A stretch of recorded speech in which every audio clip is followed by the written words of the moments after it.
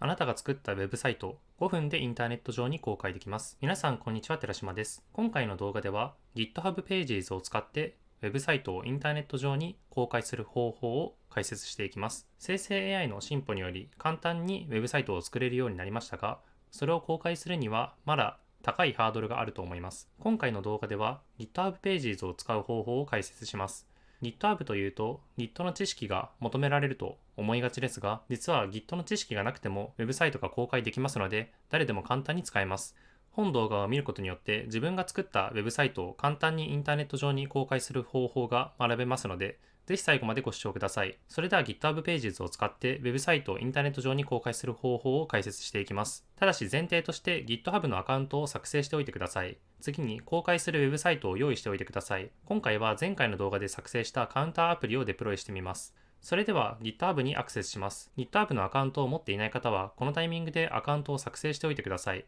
無料のアカウントで結構です。続いて公開するウェブサイトのリポジトリを作成します。リポジトリはウェブサイトのソースコードを管理する場所です。GitHub でリポジトリを作るには、右上のボタンからニューリポジトリでリポジトリの作成をクリックします。リポジトリの作成をクリックすると、このように Create a New Repository というページに遷移します。このページでリポジトリの名前などの情報を入力していきます。まずはリポジトリの名前なんですけれども、今回はシンプルカウンターアップとします。次に注意点なんですけれども、このコンフィギュレーションの Choose Visibility ということで、リポジトリの公開設定を選択できます。こちらに関しては、無料プランの GitHub で GitHub Pages でウェブサイトを公開するためには、リポジトリをパブリックにしておく必要があります。パブリックになっているリポジトリのソースコードは誰でも確認できますのでご注意ください。そうしましたら、他の項目は空のままで良いので、このまま Create Repository でリポジトリを作成します。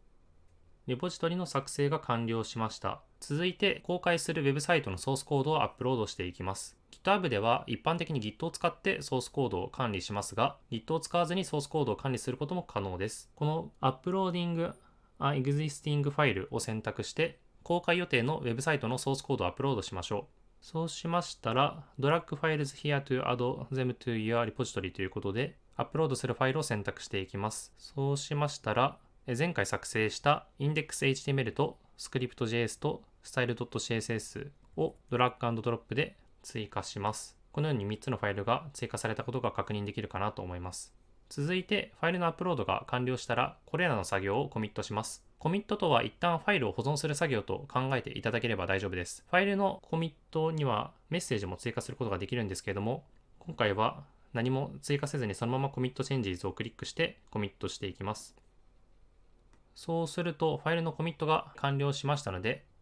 GitHub Pages を使うための設定に進んでいきます。Settings の Pages を選択します。するとソースで Deploy from a branch とあるので、これはそのままでデプロイするブランチを選択していきます。ブランチはデフォルトではメインが選べるかなと思いますので、メインでディレクトリは選択する必要がないので、そのままセーブを押します。するとこれでGitHub Pages にウェブサイトが公開されたかなと思いますので、確認していこうかなと思います。確認する方法なんですけれども、GitHub Pages で公開したウェブサイトは、ユーザー名 .github.io スラッシュリポジトリ名でアクセスできます。ですので、今回だと、ちょっとここをコピーしまして、で、新しいタブから、自分の場合だと y-temp4.github.io スラッシュ